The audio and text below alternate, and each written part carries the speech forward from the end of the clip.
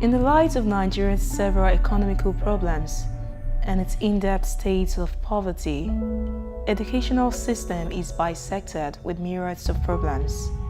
When the issue of Nigerian educational system today is raised, the first set of thoughts that comes to mind are the decline in standards, worn-out facilities, examination malpractices, mass failure and the like before any other thing is considered.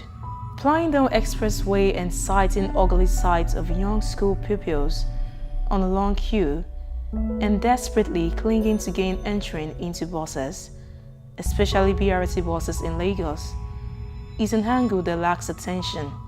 If the federal government should provide public transport for public secondary school students, because in order to alleviate their sufferings, because most of these students are exposed to dangers on the road.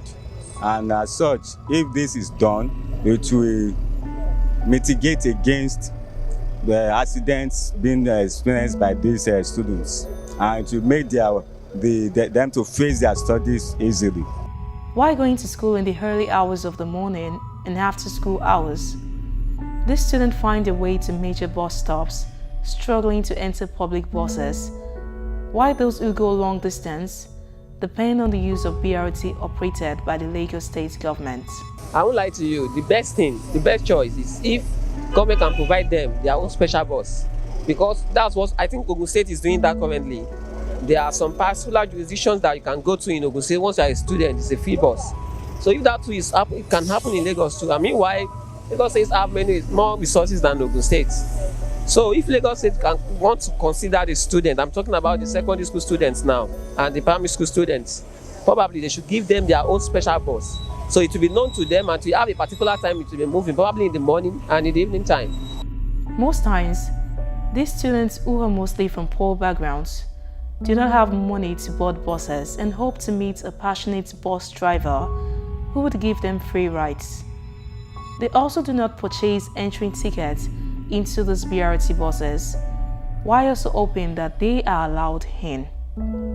Yeah, but I think government have not provided BRT bus for public schools. So, and I think Nigerians don't value education, because if Nigeria really value education, they will provide free access of transportation for children, especially like a lot of people with disabilities. You know, they don't have access to even transport ordinarily to go to school. Talk more of the so-called normal.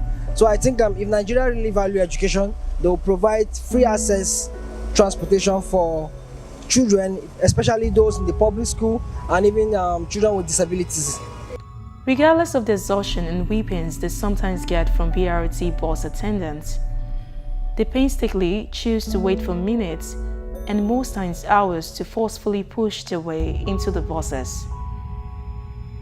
Most certainly, many may begin to wonder why parents choose to send their kids or wards to attend schools that are far away when they obviously cannot afford to give them enough allowances to aid their movement.